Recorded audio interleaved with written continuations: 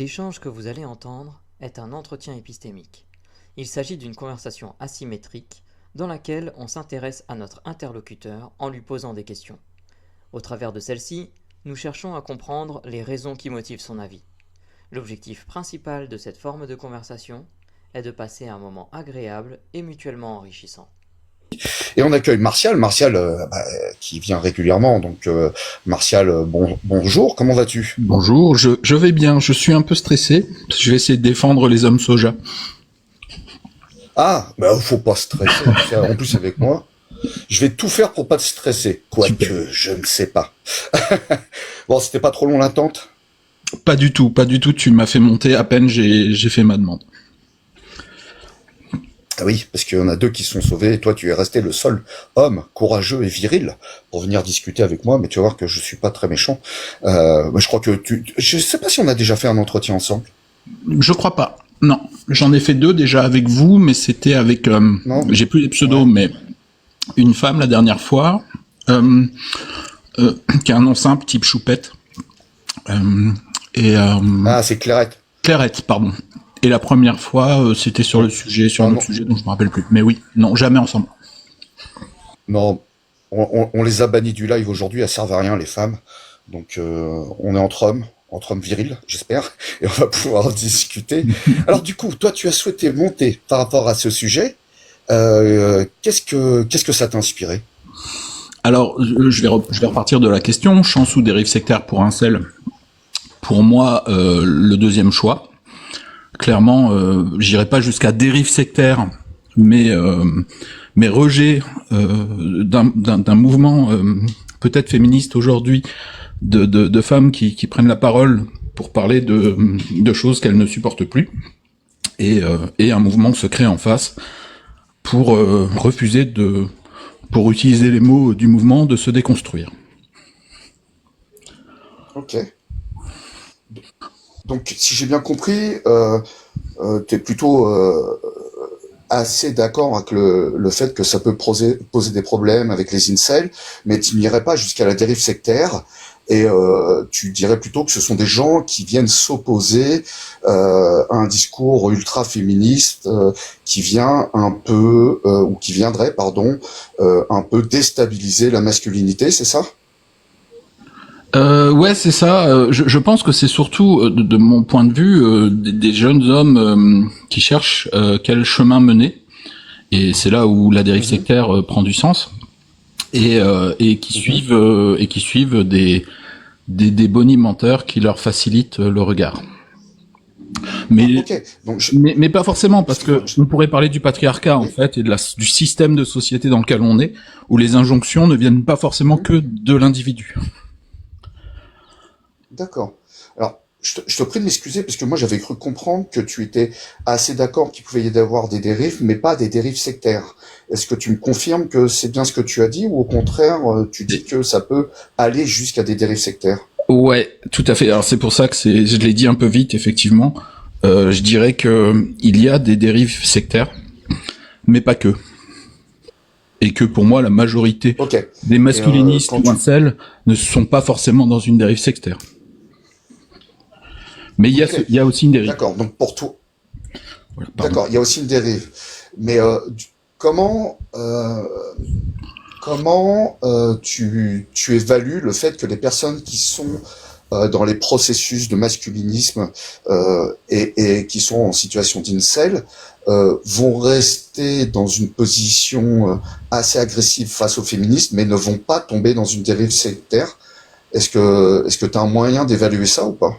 Alors non, c'est vraiment au doigt mouillé, et non, je ne sais pas, parce que je peux vite être persuadé par quelqu'un qui me montrerait des statistiques ou des arguments que ce n'est que de la dérive sectaire aussi. Pour le moment, je ne sais pas. Je vois qu'il y a un effet de meute, qu'il y a un effet de bande.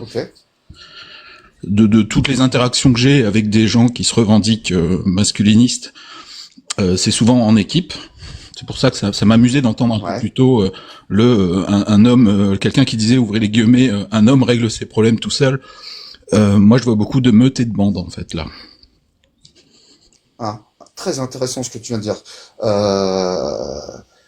tu as quand même, toi, apparemment, de par ton expérience et tes observations, remarqué que les personnes qui s'engagent dans la voie du masculinisme adhèrent à des groupes et se retrouvent en groupe, et ce qui vient être l'inverse de ce que prônent ces groupes, à savoir développer peut-être, si tu me permets l'expression, le mâle alpha, qui est le chef de meute, seul devant tout le monde, c'est ça? Exactement, ouais. Il parle même de mâle sigma maintenant, qui est le loup solitaire. Mais ils sont dans un groupe avec une hiérarchie peut-être animale. Je connais pas ces groupes, hein, je ne fais que les imaginer. Je vois les interactions que moi je peux avoir avec certaines personnes qui se revendiquent. Mais après j'extrapole et je fais des conjectures, quoi.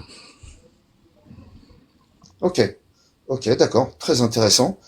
Alors, pour le coup, si je comprends bien, pour toi, c'est absolument pas une chance, ces milieux masculinistes pour les personnes qui rentrent dedans. Ça, c'est plutôt problématique pour eux. Tout à fait, et forcément, on l'a vu avec les interventions précédentes. Il y a une vraie relation avec les luttes féministes. Et peut-être que ça cherche à répondre à une question dont personne n'a la clé, qui est une fois qu'on a déconstruit, qu'est-ce qu'on met à la place, quoi. Alors, c'est intéressant. Qu'est-ce que tu comprends, toi, derrière le mot déconstruction? Parce que pour moi, c'est un mot aujourd'hui qui est encore assez vague. J'entends un peu tout des deux côtés, mais toi, qu'est-ce que tu mettrais derrière le mot déconstruction? Alors, je suis là personnellement, en tant qu'individu, je suis à la limite de ma compréhension. Elle a évolué il y a quelques jours où, au début, je pensais qu'il fallait que je déconstruise ma personne, et je me rends compte qu'il faut que je déconstruise mon éducation et l'influence que j'ai reçue. Donc, il n'y a pas forcément quelque chose à construire à la place. D'accord. Mais ça, c'est personnel, hein. Ça, je n'oblige personne à partager cette opinion, et je suis en train de réfléchir à ça. D'accord. Donc en gros, si je comprends bien, on est face à deux groupes.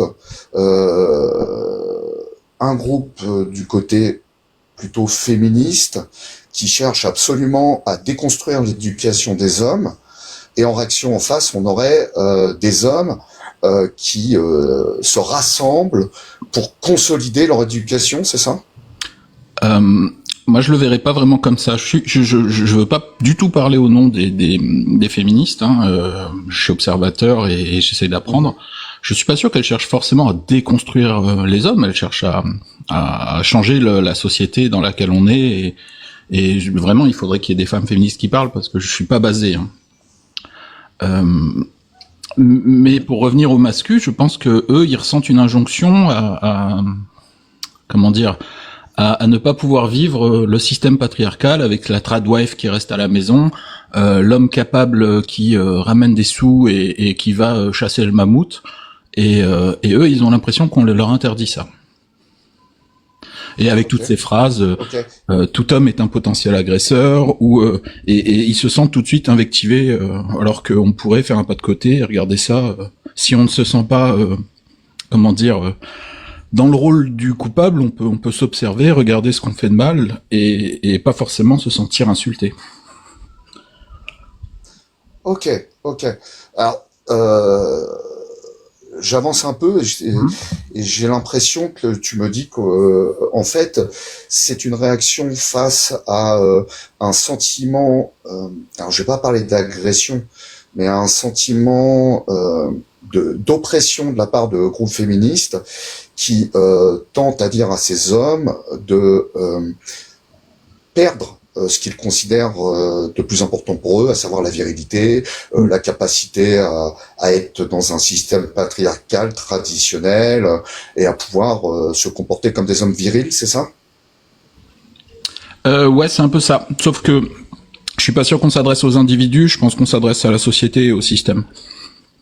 Et que il y a d'un côté un groupe qui dit il faut changer ces règles du jeu et changer ce système, en tout cas c'est mon point de vue perso. Et de l'autre côté, un groupe qui pense qu'on s'adresse à leur individualité. Ce qui est le masculin. Donc je pense que, moi, en fait, c'est comme ça que je le comprends. Quand j'entends des féministes revendiquer leur lutte, j'entends qu'elles disent il faut changer les règles du jeu. Et quand j'entends des masculinistes, j'entends moi, pourquoi je devrais changer? Donc je suis pas sûr que ce soit les mêmes façons de voir la lutte.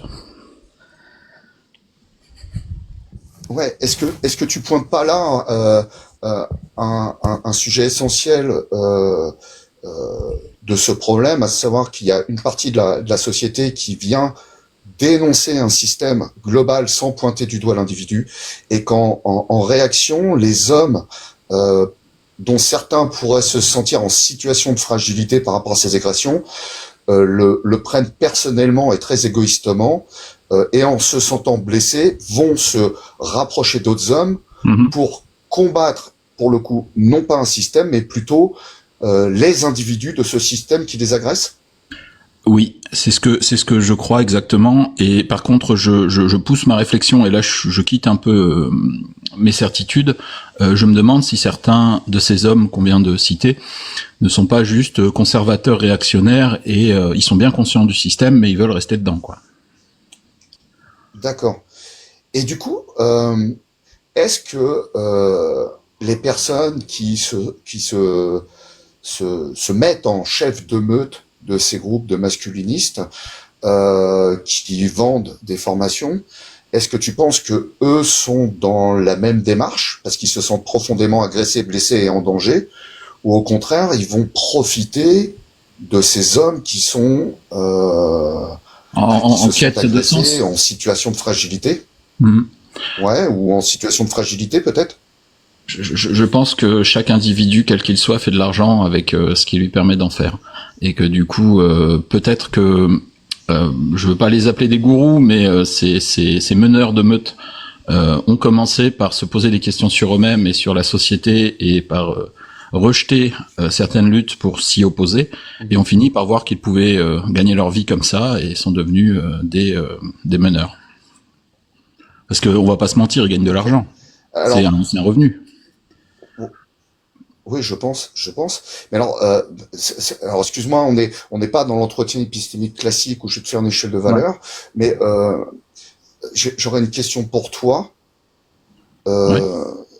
Si pour toi ces individus qui sont fragilisés par leur perte de pouvoir patriarcal, qui se sentent agressés par un groupe et qui réagissent personnellement en se regroupant en meute sous la tutelle d'un chef qui leur vend des formations pour les rendre plus virils ou pour les protéger, est-ce que ces individus, les incels ou les bêta ou les greta, je sais pas comment on dit, est-ce qu'ils sont plus victimes du système de féminisation de la société, ou victimes de l'escroquerie potentielle que peuvent avoir ces pseudo-chefs de meute? Wow, ouais, je crois que je vois ta question. Alors, je pense que avant tout, ils sont victimes, et moi, en tant qu'homme hétéro cisgenre, pour ceux à qui ça parle, je pense être aussi victime du système. Donc, je pense qu'avant tout le monde est, les masculs sont tout autant, ils le subissent moins, mais ils sont déformés par notre système patriarcal. Et ensuite, ils sont victimes de, comment dire, de croire des faux prophètes.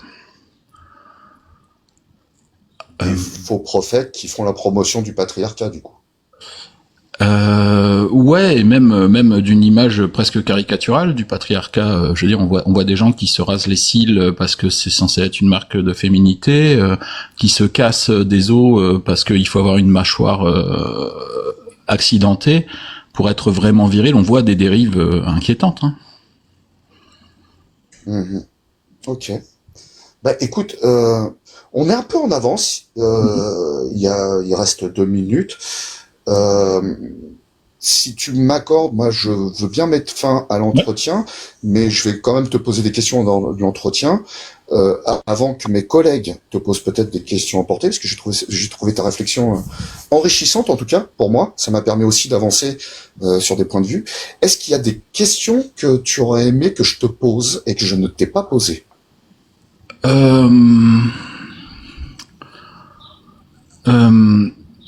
Il y en a une, mais je sais pas si je vais arriver à la formuler. Je vais essayer, qui est la dangerosité des différents mouvements évoqués.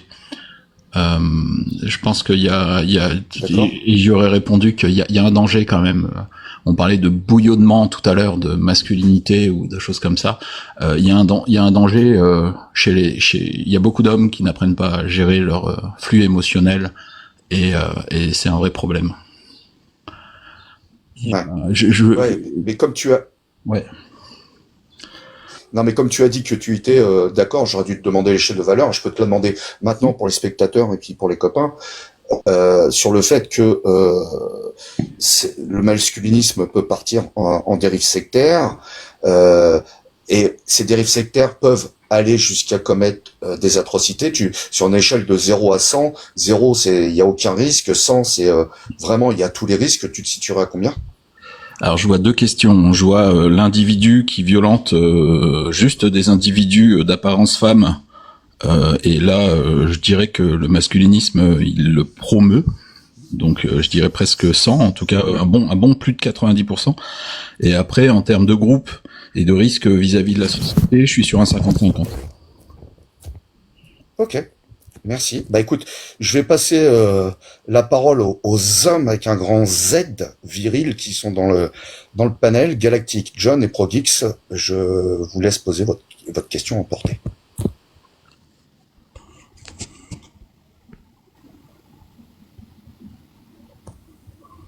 J'ai pas de questions, moi, de mon côté.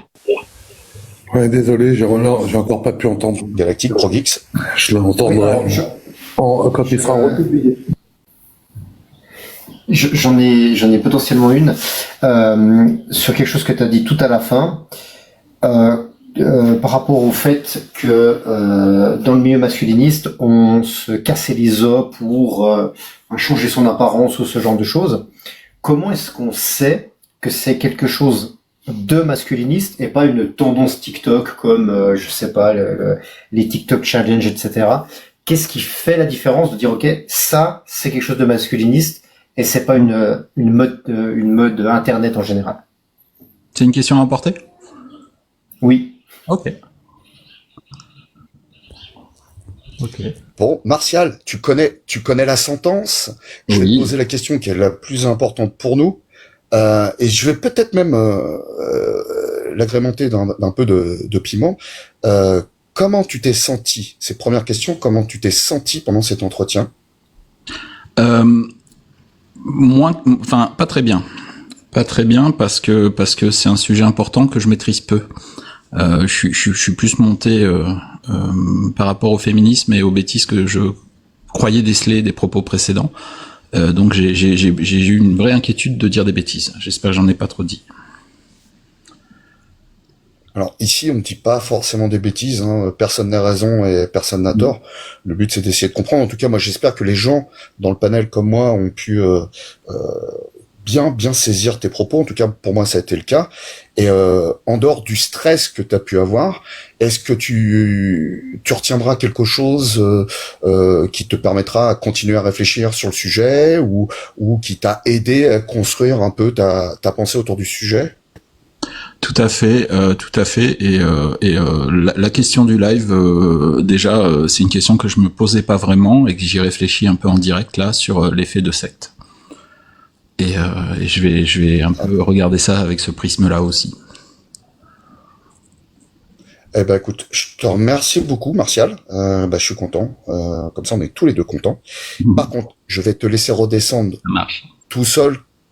Je vais faire la vanne à chaque fois, hein, je suis désolé. Comme un vrai mâle alpha, un ours alpha plutôt.